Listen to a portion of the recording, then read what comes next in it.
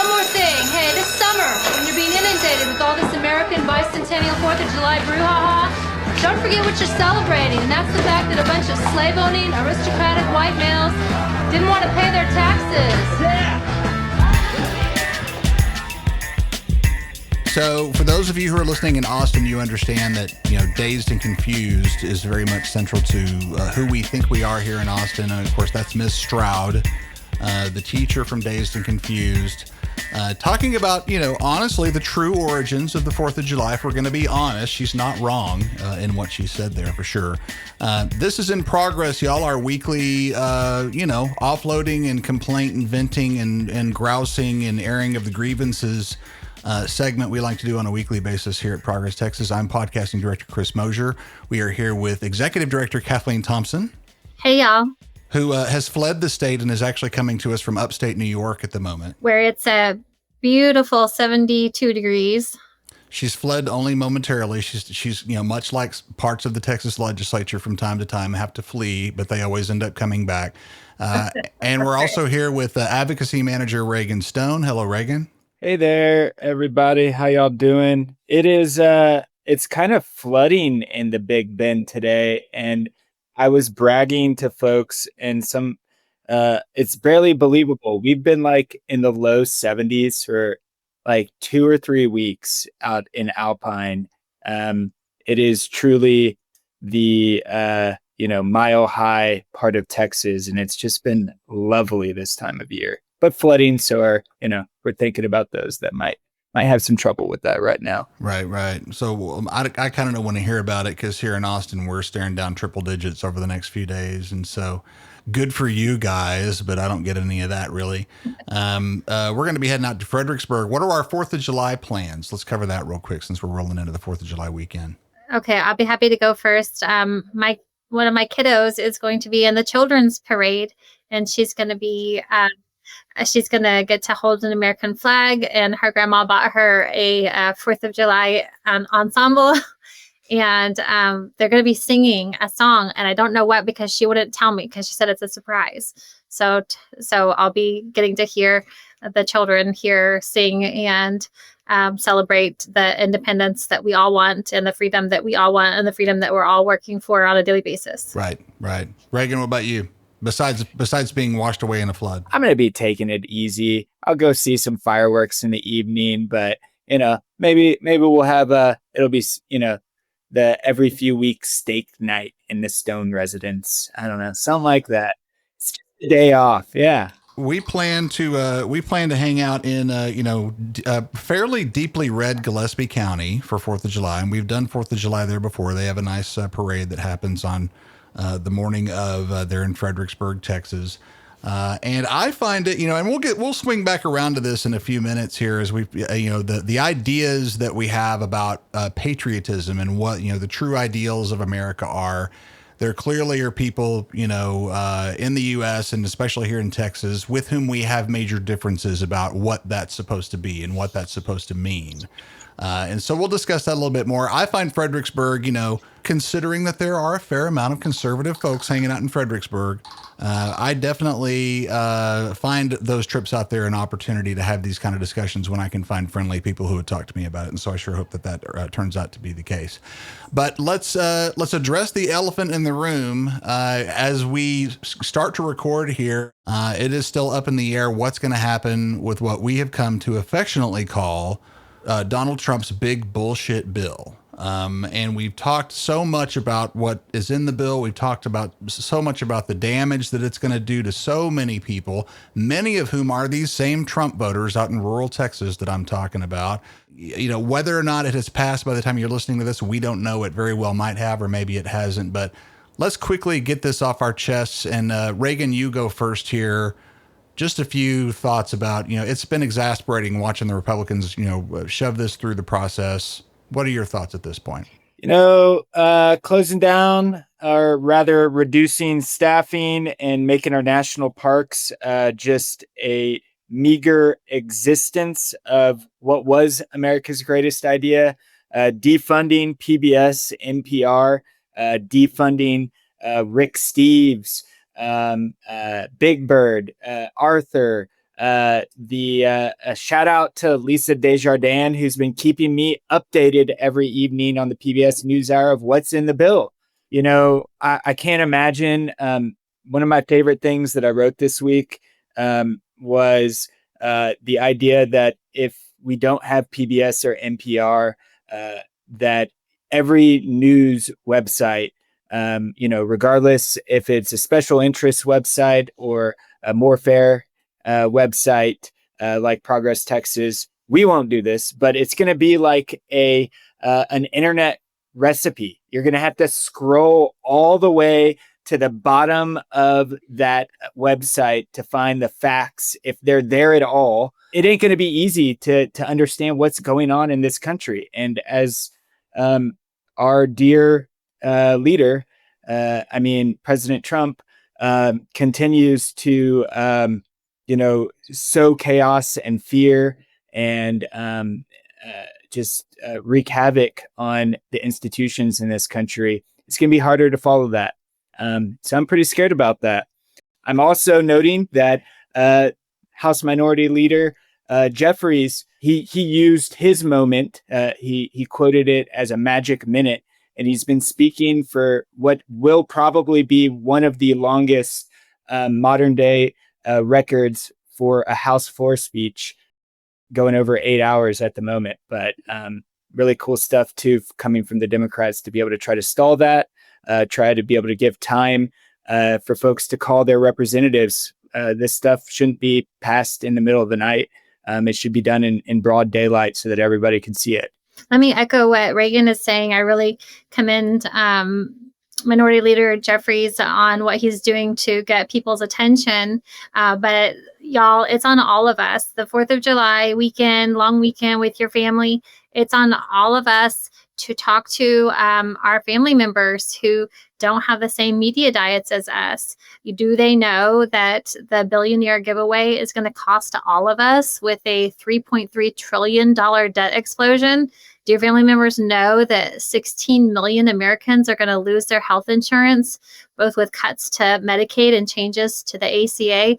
If they're watching Fox News, they don't know, because Trump and Speaker Mike Johnson and Republicans are lying to their constituents to get this passed and thinking that they'll literally, quote, get over it, right? It's on all of us to make sure that people understand what's in the bill, whether you have family members who could be swayed by, different news sources, or just, listening to you. It's on all of us to share what's in this big bullshit bill, because we can take issue with people who vote differently than us because they like, mass deportation. They like people losing their health care. But I give Americans the benefit of the doubt that the people who voted for Trump, a lot of them didn't want this bullshit.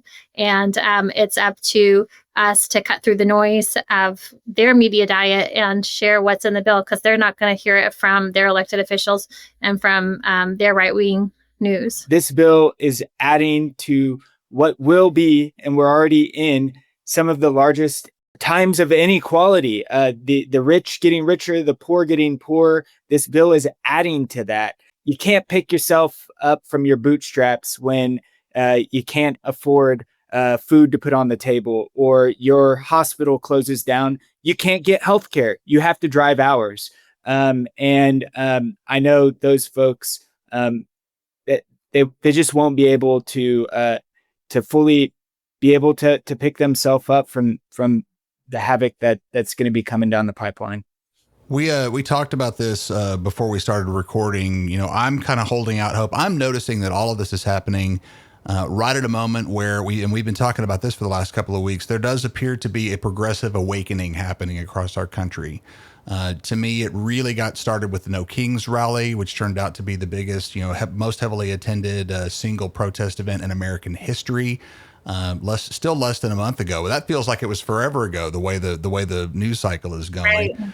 Then we saw what happened in New York City with Zoran Mamdani and taking out Andrew Cuomo, kind of coming out of nowhere. And so I think there are all kinds of indications that progressive America is starting to come around, that people are starting to open their eyes, and I don't want to sound Pollyanna-ish, but I kind of feel as though there is a heightened awareness of what's happening.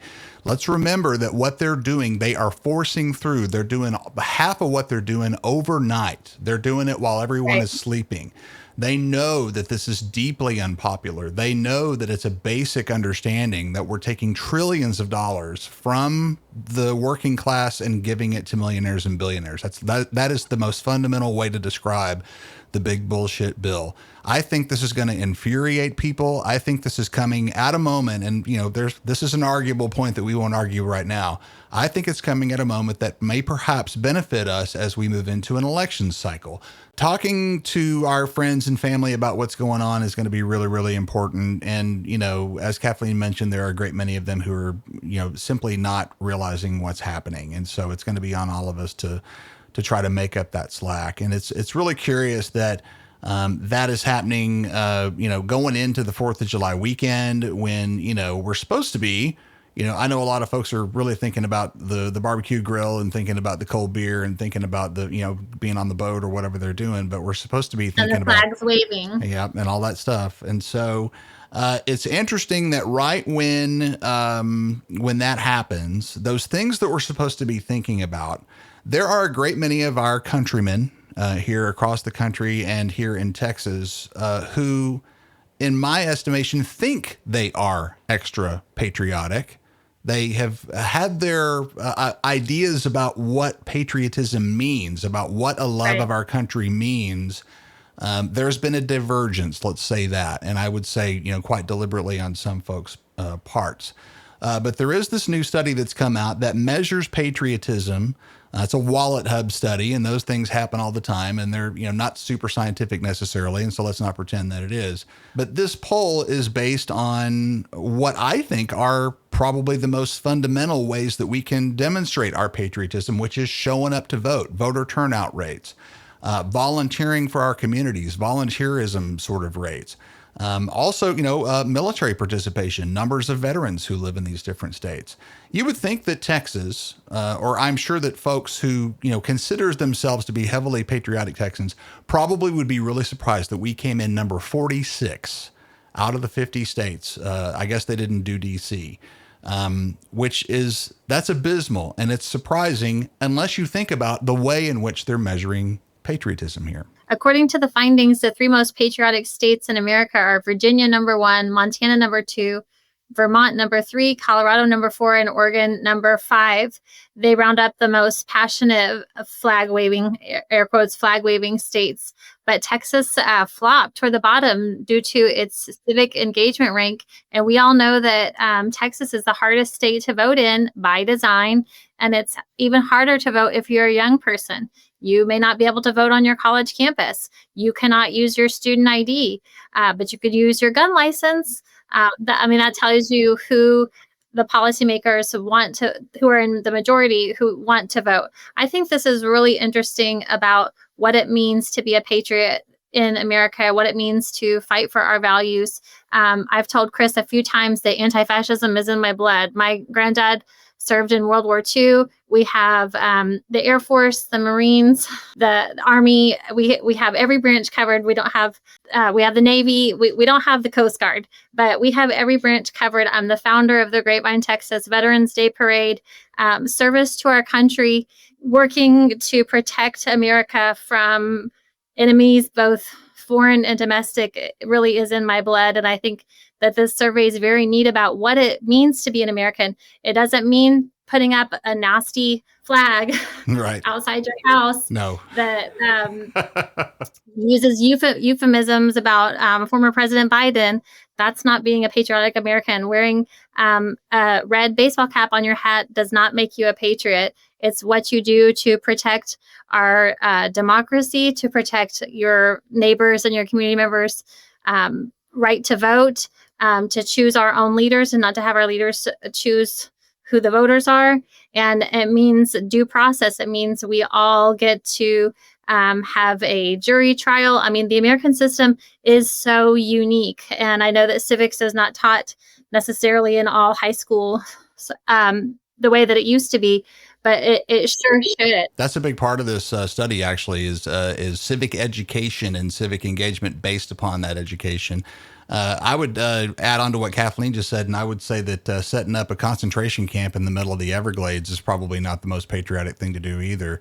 And we're seeing that happen, right as the 4th of July begins as well. So, it's some of this, like Kathleen mentioned also, we have terrible voter turnout in Texas, but part of that is by design, is we're one of the hardest states in which to vote in the entire country. The fact that we don't teach civics very well is part of the way that our the priorities that have been set and the lack of funding that's been provided to our public schools. With everything designed around the STAR test, well, if civics aren't too much a part of the STAR test, it's not going to get taught in public schools.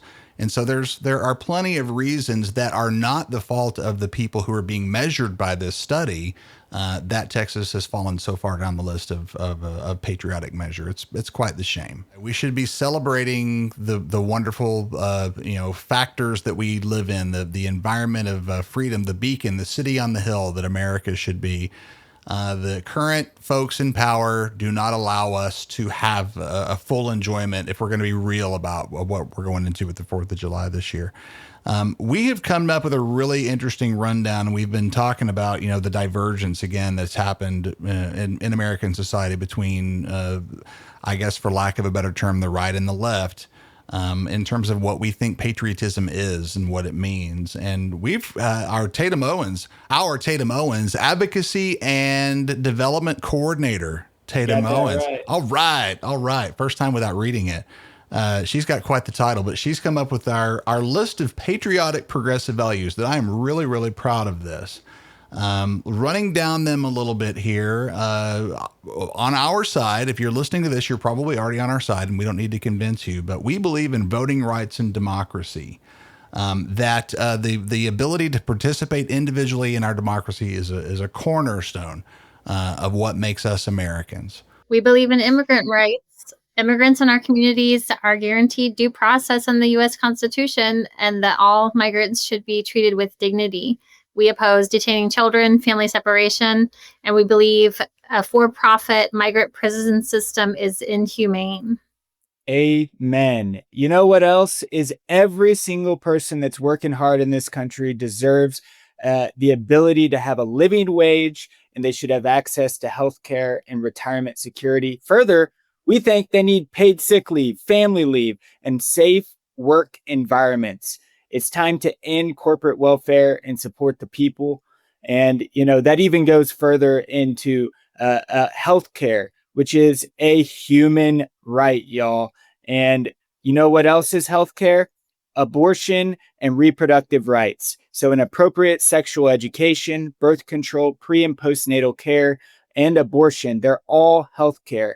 And we need to make sure that there's a competitive public option by expanding Medicaid and investing in rural Texas as well. Progressives believe that we should be doing all we can with science, and that applies to healthcare as well. We live in the future, y'all. We don't live in a situation where anyone should be dying of something that's preventable. We don't live in a point in time where we believe that proper healthcare should be a commodity or a privilege only for people who can pay for it. This is something that ought to be provided to all people. And we think the same about environmental concerns. We are way past the point technologically where we should be burning nasty stuff in order to keep our lights on. We have so many advanced technologies and sustainable technologies that we lead the world in Texas if the fossil fuel folks would just get out of the way. This big bullshit bill that we're talking about is going to draw back a lot of that stuff should it pass if it hasn't already. And speaking of which, we got to support our brainiacs. We got to support our colleges, Kathleen, if we're going to keep on moving into the future. Every Texan should have access to a safe, inclusive learning environment, free from book bans and voucher scams that steal public taxpayer money for private schools, which discriminate against marginalized and low-income communities. And further, I just really got to say out to our LGBTQIA plus community, we support y'all. progressives support y'all. And that is in all forms here in Texas, from housing, employee, medical protections, from those discriminations in those areas. And, under the false guise of religious liberty, we should not be pushing away, or rather putting these folks in the dark, these vulnerable populations. They are Texans just like us, and we need to lift them up. I got to say another place as well that has been in the news a lot, and that is criminal justice and racial justice reform. That a lot of that starts with making sure that we're getting rid of those private prisons as well. And another important point there, the Democrats in the state of Texas, our party plank says, let's legalize cannabis. Let's be able to make sure that we're making a little bit of money off of that as well in a fair and equal way. Alcohol, tobacco, cannabis, these are all products that should be on the shelves for those that are 21 plus. And, that's a great place to be able to, I think, bring a lot of folks into our party right now as well, with all those damn Patrick damn ban people too. That's right. And I think it's actually quite hilarious that we're about to roll into a special session where we've got our governor and our lieutenant governor literally at each other's throats, and it's over weed. I think that's great. Right. I really like that scenario, and I'm actually looking forward to the special session because of that. And let's talk finally about gun violence. That is not something we can make light about, but I do want to point out that I remember very specifically coming out of Uvalde that the narrative that Governor Abbott tried to set was that this isn't a gun crisis, this is a mental health crisis. And what have they done about mental health since then? What have they done about actually caring for folks who are dealing with mental health? They have done nothing. And in fact, the big bullshit bill will kick many, many people out of the range by which they would be able to get mental health services if they need it. So it's exactly right. It's complete bullshit. If you're going to distract from guns by talking about mental health, then you should be supporting mental health, but they don't. If I'm going to pull a playbook out of the Republicans or the MAGA right now, I would put a 3-word synopsis, rather 2 if you take and out. These values are about freedom and families. That's what they are. They are supporting people's freedoms, and they're supporting people to be able to raise healthy families here in the United States of America. And what's more American than that? Right. So as we roll into the 4th of July, in conclusion and in summary, dear progressives, please think carefully about all these things. Think about what patriotism really means. And be prepared to have nice, calm conversations with those who we may encounter at family gatherings or 4th of July parades or other places we might find ourselves, whether that's a national park or somewhere else. Let's know our values very well, and let's be prepared to spread them and to evangelize for what we believe in terms of patriotism. Anything else before we wrap up, guys? Be careful with fireworks. You want all 10 fingers Saturday, y'all. Be careful. Don't, be kind to the puppies and, the other animals that are out there too. Go to your community fireworks show, enjoy it. If you got a sparkler or something like that, have fun. But don't be keeping us up all night and keeping our pets all feared and under the couch all night either. Be nice. Have fun. My brother is a listener, and I do recall when he would shoot bottle rockets at the neighborhood children, and they would shoot them back. So don't do that. But have a happy and safe 4th, and surround your family members with love, and know that what we have in common really does outnumber our differences, and that we're all humans for progress, an affordable America, and a government for all. I love the 4th of July. I love patriotic holidays, and thank you for letting us share our patriotic, progressive values with all of you. Please grab one and share it with a friend. And I will say God bless America, but I will also borrow a turn of phrase from the Brits and say God save America as we roll into the 4th of July this year. For Kathleen Thompson and Reagan Stone, I'm Chris Mosier. Have a great 4th. Be careful. Don't drink too much. And we'll see you again real soon. Bye, y'all. Bye-bye.